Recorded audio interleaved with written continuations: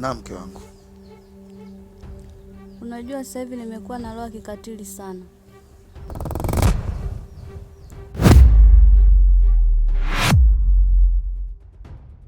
Ninachohitaji kuwaua ndugu zangu, dada na kaka.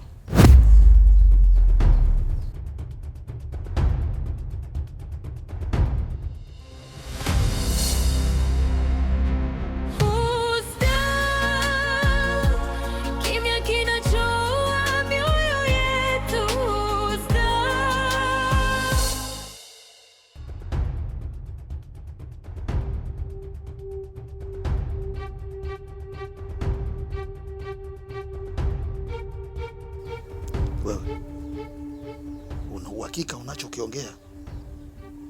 Ndiyo mume wangu, niko sahihi. Aha. Safi. Good girl. Ongera kwenye hilo. Kwanza mke wangu, mimi nikupongeze. Alafu nikwambie, wewe ulizidisha wema. Wewe ulizidisha upendo. Unazidisha upendo, wenzio wanakuchukia. Unazidisha upendo, wenzio hawakutaki kabisa kwenye maisha yao. Sasa kwenye hilo narudia tena mke wangu, nakupongeza. Alafu umeona wewe hilo unaulisema, mimi ndugu yako nimemkuta mchana, nimempiga matofali 3 kwenye kichogo chake, na sidhani kwa muda huu kama atakuwa amepona wala amekufa. Kwa hiyo cha msingi, nenda kaue dada mtu. Na narudia tena mke wangu, ukienda jela la kike, mimi naenda jela la kiume. Sasa huko jela la kike mke wangu uendako, chungi hiyo mali yangu. Umeelewa eh? Kwa sababu mimi mwenyewe nikienda jela la kiume,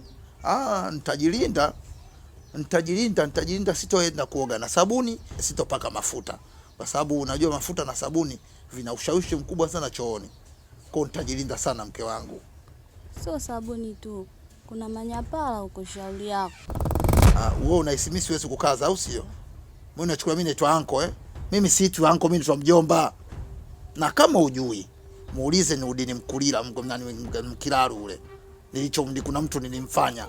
Nilimtia makofi 4. Alizimia hapo hapo. Sasa mbona nachukua mimi hapa? Alafu China sijaenda kuangalia magorofa, mimi China nimeenda kujifunza kung fu. Mimi najua wushu, taekwondo na wandu. Zote nazijua hizo. Alafu sikiliza. Tumeshamaliza. Nilipata tumeshamaliza kupumzika, tumepumzika vya kutosha. Alafu kama unavyojua mimi saa 12 nilikunywa mchuzi wa pweza. Nadhani mchuzi wa pweza unaojua ulivyo unavyoshawishi.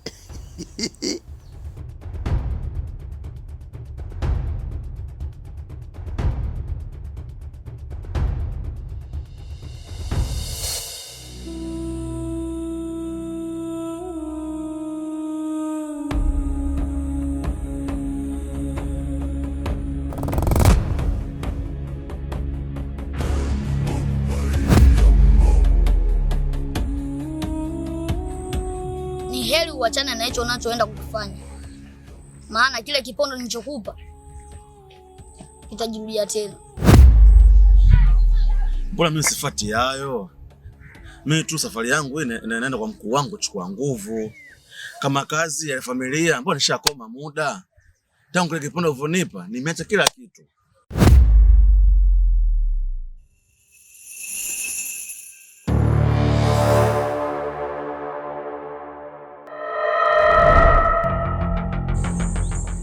Heri uachane na hicho unachofanya, maana kile kipondo nilichokupa nitakupa zaidi ya kile.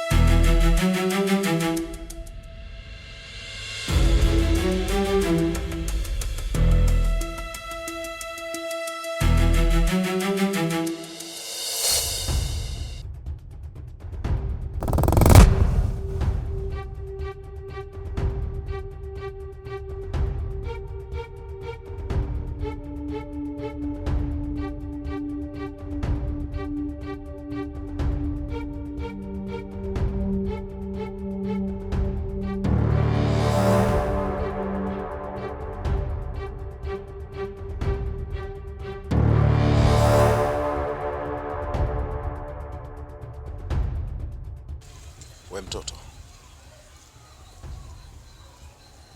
hivi mbona unaingia sana kwenye njia zangu? Sikiliza wewe, unajua unaniharibia mambo yangu mengi sana wewe.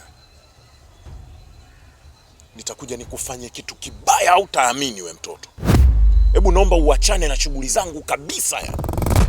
Sitaki masiala kabisa na watu kama wewe. Acha kabisa mchezo unaotaka kuingia. Unaniharibia vitu vyangu. Utakufanya kitu hujawahi kufanywa wewe. Lakini hata mimi sitaki shari na wewe. Lakini kama unataka shari, mimi nipo tayari. Lakini ujiandae kisaikolojia. Maana vita yangu sio ya kitoto. Vita yangu ni kubwa sana. Sasa karibu. Unasemaje wewe mtoto? Wewe unasemaje wewe? Hivi wewe unajiamini nini wewe?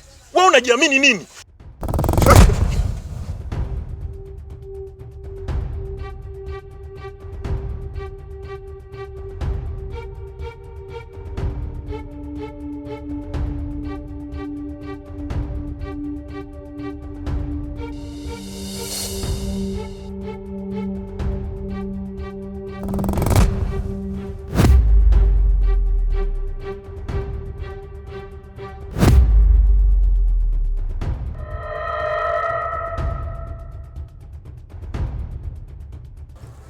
Najua mnachoenda kufanya. Na najua mnachokifikiria. Ila kwangu mimi nauona huo ni ufinyu wa fikra.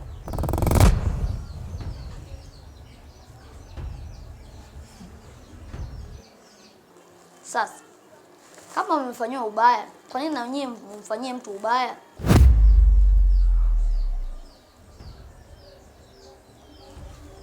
Hebu nenda kwenye pointi basi. Wewe unavoeka kama fumbo, mimi unanichanganya bwana. Umekuwa kama mtu wa pwani. Nenda kwenye nyoka, nenda kwenye mstari. Go straight to the point. Unavipinda pinda unanichanganya mimi. Nenda kwenye pointi bwana. Wewe vipi? Mungu hapendi mtu anaulipiza ubaya kwa ubaya. Kwa sababu hilo jambo mnachoenda kufanya ni mnaenda kulipiza ubaya. Sasa hilo jambo mnaenda kufanya niachieni mimi. Lakini wao walifanya jaribio la kuniua. Na mimi nataka nilipize kisasi. Isingekuwa wewe je? Ndio maana Mungu kanileta mimi nije kwa ajili yako. Kwa hiyo huo mchezo niachieni mimi. Mimi nitaumaliza.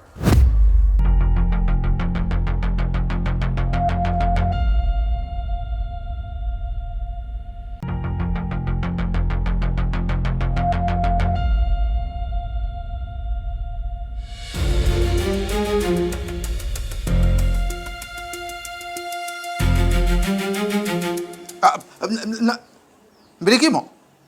Andunje? Makubwa.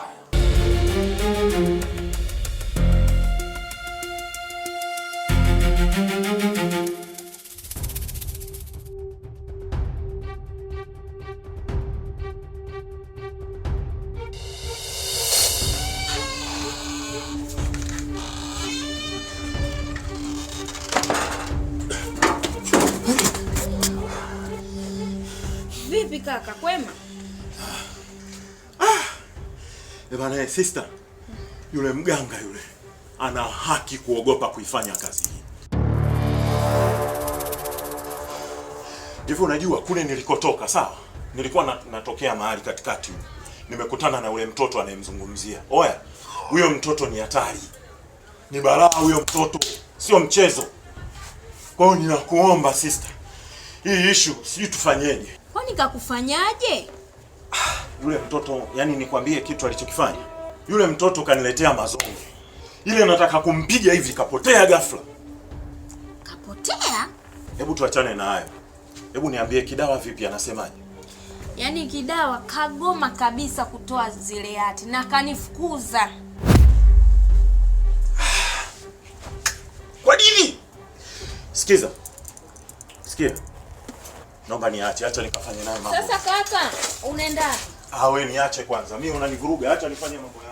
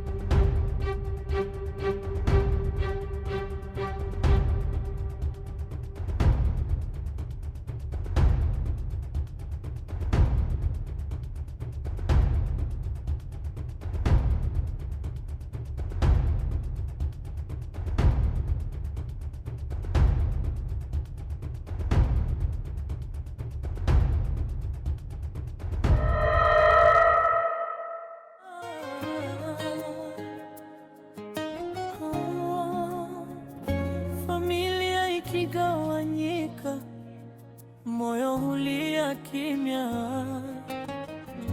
Mali inaweza kuleta chuki, lakini damu hubaki damu.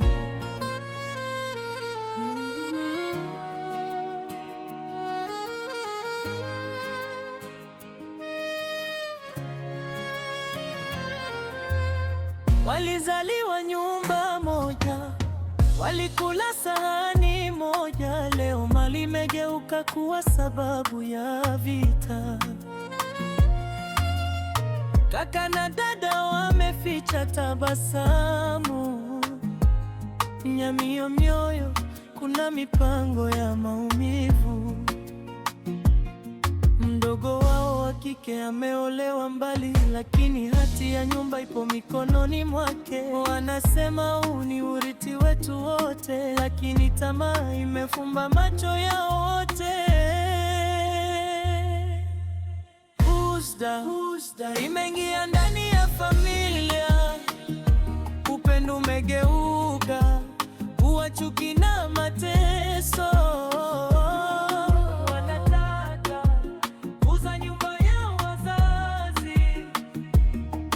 Wanasahau damu iliyowaunganisha. Husda ni moto usioonekana, unaunguza mioyo bila kutoa moshi. Mungu ndiye anayejua siri zote, haki itasimama mwisho wa yote. Waliposhindwa kwa maneno na hila, wakaanza kutafuta njia za giza. Wakenda kwa waganga usiku wa manane, kutafuta kumpoteza aliyesimamia kweli, lakini moyo wake haujavunjika. Anapigania kumbukumbu za wazazi wake. Nyumba si kuta wala milango pekee, ni historia ya familia iliyopita. Mama alituacha na upendo, baba alituachia heshima. Kwa nini leo tunageukana? Kwa sababu ya mali ya dunia.